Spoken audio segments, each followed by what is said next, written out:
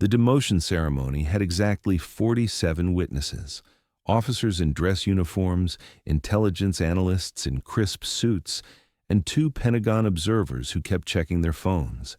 They all watched as Lieutenant Colonel Maria Reyes stood at attention while her silver oak leaves were removed from her collar. Not one of them knew her code name. Not one suspected why 3 different terrorist cells had standing orders to flee any operation the moment they heard whispers of the ghost. She didn't flinch when they took her clearance badge, didn't blink when they confiscated her encrypted laptop.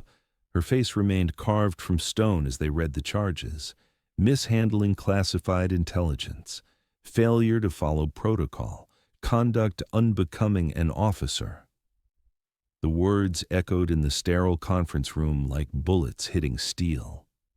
Major General Thompson, the man reading her sentence, had served with her for 3 years. He thought he knew her, thought she was just another analyst who'd gotten careless with paperwork.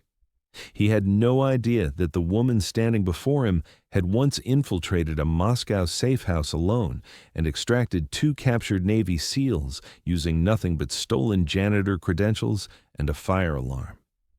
Before we continue this incredible story, hit that subscribe button. You won't want to miss what happens next. Drop a comment below and let us know where you're watching from. Your support helps these stories reach the people who need to hear them. The ceremony ended at 0847 hours. By 0900, she was Sergeant Rodriguez, busted down 4 ranks, reassigned to the motor pool. The guards who escorted her out didn't notice her fingers moving against her thigh. Anyone who knew old fieldcraft would have recognized it. She was counting, not seconds or steps. Bodies, every person she passed, every position, every potential threat. Because Maria Reyes knew something the 47 witnesses didn't. Someone in that room wasn't American. 3 days passed in grinding humiliation. She reported to the motor pool at 0500, checked vehicle maintenance logs, organized supply requisitions. The other mechanics avoided her. Word travels fast on a military base. Former Lieutenant Colonel reduced to grease monkey. Must have really screwed up, she let them whisper, let them speculate. Because every night after the base went quiet, she was mapping something in her head. The pattern she'd seen in the intelligence reports that had gotten her demoted. The pattern nobody else had noticed. It started with small anomalies, satellite photos with shadows that didn't match the timestamps, communication intercepts that used outdated code words, things that looked like clerical errors unless you'd spent 5 years in deep cover learning how the enemy thinks, unless you'd sat across from an Iranian intelligence officer in a Tehran cafe, memorizing the way he held his cigarette when he was lying. On the 4th night, she broke protocol. From a burner phone purchased with cash, she sent a single text to a number that officially didn't exist. The message was just 3 words in Farsi. They translated to, "The wolf hunts." 2 hours later, her phone buzzed once, a reply in Arabic, "The ghost remembers." The next morning started like the others, wrench in hand, head under the hood of a Humvee, playing the disgraced officer perfectly. Then the alarms started. Not the routine drill sirens, the ones reserved for actual breaches. Security forces ran past the motor pool, weapons drawn, radios crackling with encrypted chatter. Through the chaos, she heard fragments: unauthorized entry, server room, foreign operative. She kept working on the engine, movements calm, but her mind was racing. They'd taken the bait. Whoever had orchestrated her demotion thought she was neutralized. They'd gotten bold, sloppy, started their real operation. The base went into full lockdown, nobody in or out. Security teams swept every building. In the intelligence wing, analysts discovered the breach. Someone had accessed CENTCOM's tactical database, downloaded locations of forward operating bases, agent covers, ongoing operations, the kind of information that got people killed. By noon, they had a suspect in custody. A contractor with level 5 clearance who'd been flagged trying to leave through the north gate with encrypted drives. Under interrogation, he broke within an hour. started naming names, revealing a network that had been 3 years in the making. The revelation sent shockwaves through command. Officers who'd served faithfully for decades were suddenly suspects. In the motor pool, Maria continued her work. She didn't react when a convoy of black SUVs arrived, didn't look up when General Thompson himself stepped out, his face pale with something between rage and fear. She just kept adjusting the carburetor, even as his shadow fell across the engine block. The general's voice was different now, stripped of its earlier authority, raw with urgency. He said her name, her real name, not Rodriguez, not even Reyes, the one buried in files that required presidential authority to access. The one that had made a Chechen warlord abandon a confirmed weapons deal, because his informant whispered that the ghost was hunting. She finally looked up, wiping her hands on a rag that had seen better days. The general held a folder marked with classification stamps she hadn't seen in years. Inside were satellite photos, communication transcripts, and a single page that made her blood run cold. A list of compromised agents, names, locations, covers. At the bottom, in handwriting she recognized, someone had added a note. Ghost eliminated. No longer a threat. The timestamp was 3 days ago, the exact moment they'd stripped her rank. Maria set down her wrench with deliberate precision. Around them, the base buzzed with controlled panic. Security protocols were being rewritten in real time. Every intelligence asset was being recalled or relocated. Because someone had used her demotion as cover to gut American intelligence operations across 3 continents. Thompson's next words came out like pulled teeth. The Pentagon had done the math, connected dots that formed a terrifying picture. The network wasn't just stealing intelligence. They were preparing something bigger, a coordinated strike that would cripple American operations globally. And the only person who'd seen it coming, who'd tried to warn them, was standing in a motor pool with grease under her fingernails. The bitter irony wasn't lost on anyone. They'd demoted their best ghost hunter because she'd gotten too close to the truth. Now they needed her back. Not as Lieutenant Colonel Reyes, as the operative who'd once spent 6 months living as a street vendor in Karachi, mapping terror networks from a fruit cart. As the woman who'd convinced a Syrian general she was a Russian arms dealer using nothing but flawless Arabic and stolen polonium traces on her hands.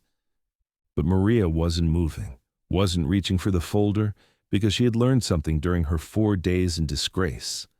The motor pool had advantages, access to every vehicle on base, maintenance logs that showed unusual fuel consumption, work orders that didn't match deployment schedules, pieces of a puzzle that painted a picture of an exfiltration plan years in the making. The mole they'd caught at the North Gate? He was a decoy, a sacrificial lamb to make command think they'd won. The real operative was still inside, still moving, still breathing. And Maria knew exactly who it was. Had known since the demotion ceremony when she'd counted bodies and noticed one person whose fear smelled different. Not fear of a career ending, fear of being discovered. She picked up a different wrench, testing its weight. Thompson stepped back instinctively. Something in her posture had changed. The defeated officer was gone. In her place stood someone who'd survived things that didn't go in reports. Someone who'd learned that the most dangerous predators often hide in plain sight. The general started to speak again, probably to make promises about restoration of rank, full pardons, commendations.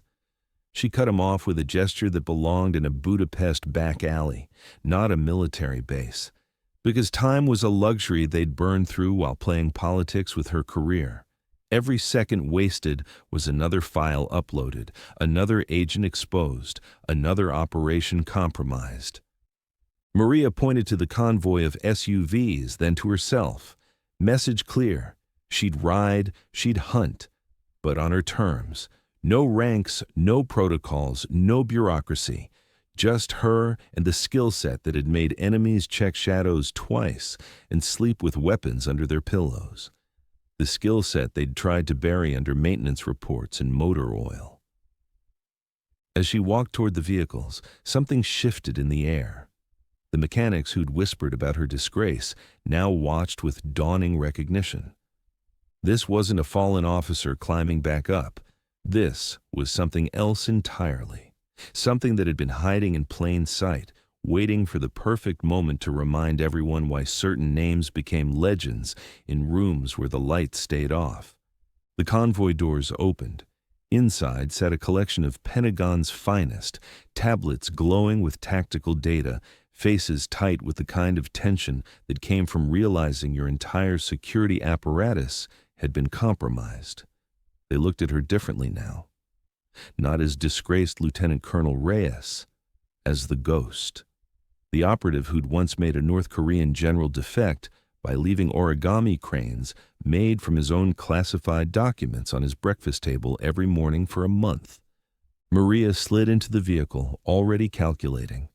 The base had 3,000 personnel. The real mole had been here at least 18 months, long enough to establish patterns, build trust, create blind spots. They'd attended her demotion ceremony, witnessed her humiliation, thought her neutralized. That arrogance would be their signature. Because ghosts didn't just hunt in shadows. Sometimes they hunted in broad daylight, wearing grease-stained coveralls and the perfect mask of defeat. The SUV pulled away from the motor pool, racing toward the intelligence complex. Behind them, the Humvee she'd been working on sat with its hood open. Nobody would check it for hours. Nobody would notice the device she'd installed. The one that would start broadcasting on a frequency only someone trained in Tehran would recognize. A ghost's calling card. A hunter's mark. Because Maria Reyes had learned long ago that the best way to catch a predator was to make them think they were the one doing the hunting, right up until the moment they realized the prey had teeth. And by then, it was always too late. The convoy reached the intelligence building as the sun hit its zenith. Somewhere inside, a mole was probably already planning their next move. They had no idea that their perfect operation had just developed a fatal flaw. The ghost they'd thought was dead had just entered the building, and this time, she wasn't hunting alone. She was hunting angry. The 47 witnesses to her demotion were about to learn why enemies whispered her codename like a curse, why seasoned operatives abandoned million-dollar operations at the rumor of her involvement, why the ghost had become the nightmare that kept hostile intelligence officers awake at night. The hunt was on, and Maria Reyes never missed her prey. The intelligence building's corridors had never felt more like a maze. Maria moved through them with practiced ease, every turn calculated, every footstep deliberate. The Pentagon team struggled to keep pace. They were desk warriors, brilliant with data but uncomfortable in the field. She could smell their nervousness mixing with the recycled air. Thompson briefed her as they walked, his voice hushed despite the secure hallways. The compromised contractor had given them 3 names before his lawyer shut down the interrogation. All mid-level officers with access to classified networks, all clean on paper, all wrong. Maria stopped abruptly at an intersection, causing the team to stumble. She wasn't looking at the officers Thompson had named, her attention fixed on a maintenance closet door, slightly ajar. Fresh scratches on the lock mechanism. Someone had been here recently, someone who didn't belong. Without warning, she pushed past the Pentagon team and slipped into the closet. Inside, hidden behind cleaning supplies, she found what she'd expected. A small device, no bigger than a thumb drive, connected to a junction box. The real intelligence breach wasn't happening in the server room. It was happening through the building's own infrastructure. She photographed the device without touching it, then emerged to find Thompson staring at her with newfound respect. The other officers looked confused. They still thought like conventional intelligence analysts. Linear. Predictable. Maria thought like someone who'd spent years being hunted by professionals. The device changed everything. This wasn't just data theft. Someone had been monitoring internal communications for months, maybe years, learning patterns, identifying assets, building a comprehensive map of American intelligence operations. The kind of patient, methodical work that suggested state sponsorship. Maria's mind raced through possibilities. The three names the contractor had given were obvious plants, designed to waste time and resources. The real mole would be someone above suspicion, someone with legitimate reasons to access multiple departments, someone who'd been at her demotion ceremony not to gloat, but to ensure she was truly neutralized. She turned to Thompson, her voice cutting through his continued briefing. "The ceremony," she said simply. "I need the full attendance list, video footage, not just the official record. Everything." Thompson hesitated. That kind of request required authorization levels he didn't have. Maria's eyes hardened. She'd played by their rules once. It had nearly cost everything. "Either you get me that list," she said quietly, "or I walk out right now and handle this my way. Your choice, General. But decide fast. Every second we debate, another asset gets burned." The threat hung in the air like cordite. Thompson knew she meant it. More importantly, he knew she could do it. The Ghost had resources and methods that existed outside official channels, networks built over decades of operating in the shadows.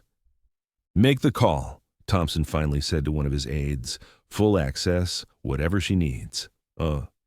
20 minutes later, Maria sat in a secure viewing room, surrounded by monitors. She dismissed the Pentagon team, preferring to work alone. Old habits.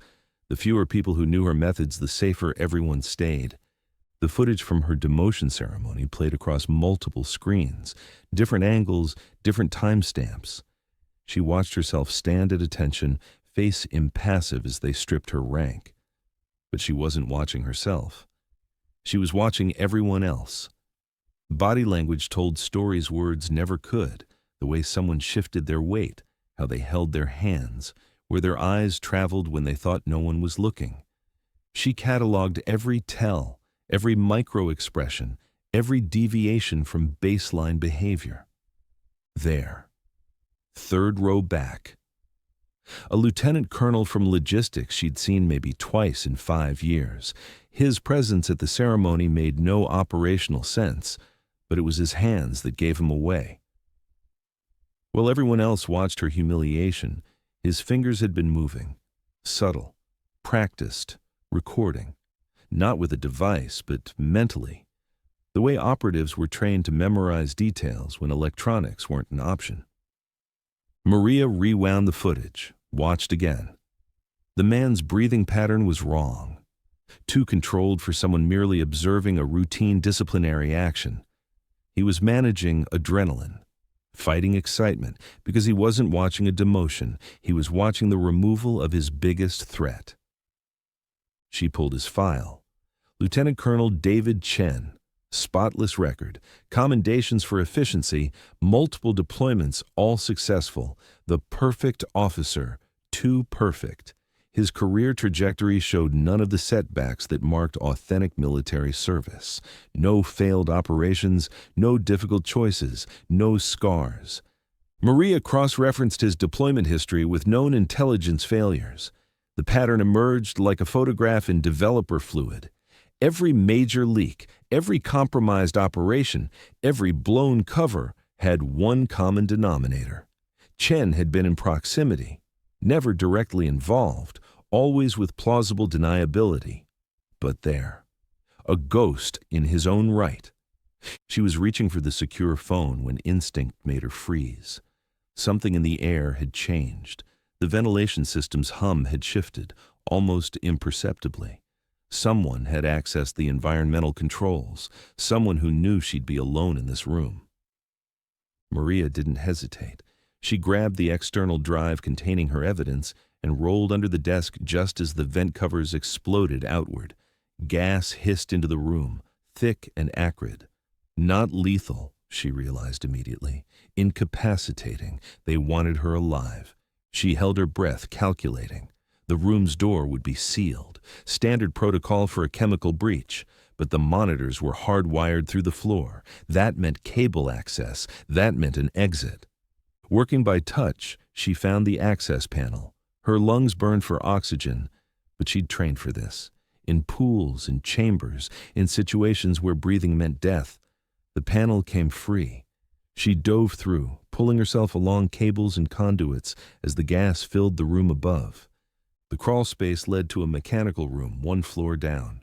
She emerged gasping, her eyes streaming from residual exposure. No time to recover. If they'd gassed the viewing room, they knew she'd identified Chen. He'd be moving now, implementing whatever extraction plan he'd prepared. Maria burst from the mechanical room to find chaos. Alarms blared. Security teams ran past, heading for the breach upstairs.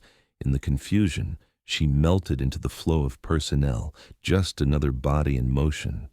But her destination was different. The motor pool. Chen would need transportation, and she'd spent 4 days learning every vehicle on base. She reached the motor pool to find it seemingly deserted. Too quiet. Her hand found the wrench she'd pocketed earlier, its weight familiar and reassuring. She moved between the vehicles, checking sight lines, calculating angles. The attack came from above. Chen dropped from the rafters, his movement liquid and trained, not the bureaucratic logistics officer from his file. This was a professional, someone who'd been playing a role for so long he'd almost become it. They circled each other in the dim light between 2 transport trucks. No words, no posturing. Both understood what this was, the culmination of years of hidden war. Chen struck first, a knife appearing in his hand like magic. Maria deflected with the wrench, metal ringing against metal. He was fast, trained in systems she recognized but couldn't quite place. Not American, not Russian. Something older, more refined. She gave ground, letting him think he was winning. Drew him deeper into the maze of vehicles where his speed meant less than knowledge of terrain. Where every tool, every surface, every shadow was hers. The end came quickly. Chen overextended on a thrust, expecting her to retreat. Instead, she stepped inside his reach, trapped his arm, and brought the wrench down precisely where neck met shoulder. He dropped, nerve cluster overwhelmed, knife clattering away. Maria stood over him, breathing hard. Around them, the base's security forces were finally responding to the right location. She could hear vehicles approaching, boots on concrete. In moments, they'd have Chen in custody. The network would unravel. The ghosts' hunt would end. But Chen was smiling through his pain. "You think you've won?" he gasped. "You have no idea what you've started. The ghost was never the target. You were just in the way." Before she could respond, he bit down hard. Foam appeared at his lips. Old-school cyanide hidden in a false tooth, dead in seconds, taking his secrets with him. Maria stared at the body as security forces flooded the motor pool. Thompson arrived moments later, took in the scene, the dead enemy operative, the woman standing calmly amid the chaos. "Is it over?" he asked. She shook her head slowly. This was just the beginning. Chen had been a cutout, a sacrificial piece protecting something bigger. His death was planned, expected, part of the operation. Maria looked at the general, her expression grave. "We need to recall every overseas asset immediately. Change every code, every safe house, every protocol. Because Chen's network didn't just steal intelligence, they've been shaping it, creating a false picture of our capabilities, our positions, our intentions." Thompson paled as the implications hit him. Someone's planning an attack, not on a base or a unit, on the entire intelligence apparatus. Maria nodded. "And they've been planning it for years, using us to feed them exactly what they needed. The ghost wasn't hunting them. They were hunting us, and now they think the hunt is over." She turned toward the intelligence building, where analysts would be scrambling to understand what had just happened, where Pentagon officials would be demanding answers, where the real work would begin. because Maria Reyes understood something the others didn't yet. Chen's death wasn't a setback for the enemy. It was a signal. Somewhere, operational plans were being activated. Sleeper agents were receiving orders. The war they'd been secretly losing was about to go hot. The Ghost had one advantage. They thought she was neutralized, her networks burned, her capabilities known. They thought wrong. The demotion had been a blessing in disguise, forcing her to rebuild, to reconnect with assets the official system had forgotten. As she walked back toward the command center, Maria pulled out the burner phone. One message sent to numbers across 6 continents, 3 words that would activate networks dormant for decades. The pack rises. Because if the enemy wanted to hunt ghosts, she'd give them an entire army of shadows. The 47 witnesses to her humiliation had seen the end of Lieutenant Colonel Reyes. They were about to witness the resurrection of something far more dangerous. The intelligence war they'd started with her demotion was over. The real war was about to begin. And Maria Reyes never entered a battle she hadn't already won in her mind. The secure conference room filled with controlled chaos as reports flooded in from stations worldwide. Maria stood at the center, no longer the disgraced officer, but the nexus of a response that spanned continents.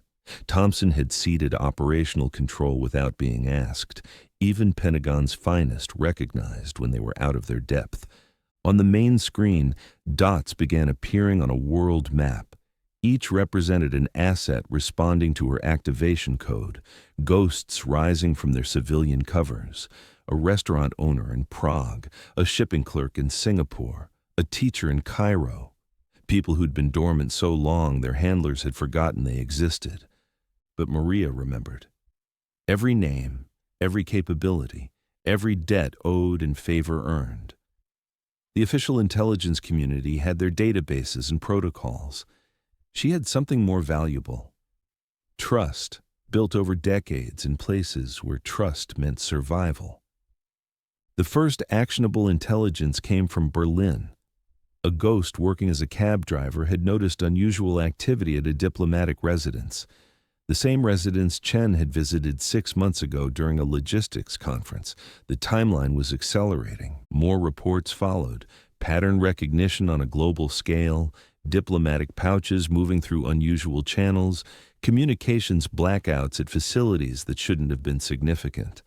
Financial transfers hidden in routine transactions. The enemy's network was vast, patient, and nearly invisible. Nearly. Maria tasked each ghost with specific reconnaissance. No direct action, not yet. First, map the network completely. Understand its scope, its goals, its timeline.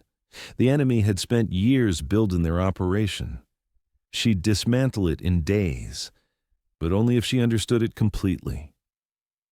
Thompson watched her work with something approaching awe. In 4 hours, she'd accomplished what traditional intelligence gathering would have taken months to achieve. But he also saw the cost. Each activated ghost was a burned asset. Win or lose, they could never go back to their covers. "You're destroying your own network to save ours," he said quietly.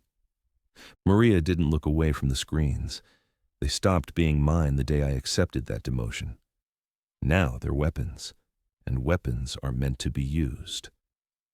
By dawn, the picture was clear and terrifying. The enemy hadn't just penetrated American intelligence. They'd done the same to every major power, a coordinated effort to blind the world's intelligence agencies simultaneously. Not for invasion or traditional warfare, for something else. Maria found the answer in a report from her ghost in Mumbai. Shipping manifests that didn't match cargo inspections, containers that existed on paper but not in reality. All routed through companies Chen had approved for military logistics contracts. "They're not stealing intelligence to plan an attack," she said slowly.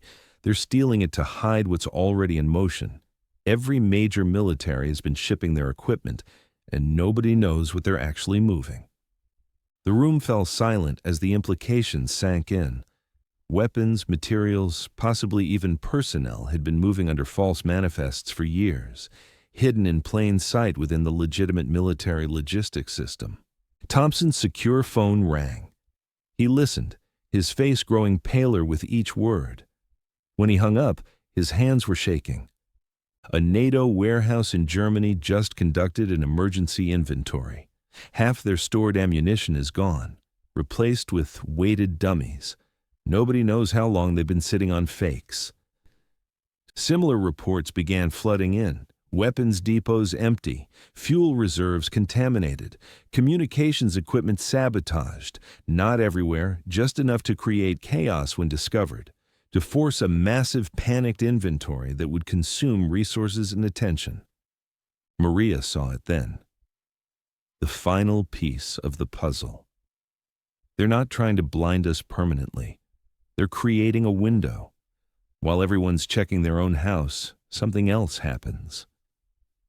She turned to the world map, studying the patterns of missing materials, transport routes, timing, quantities.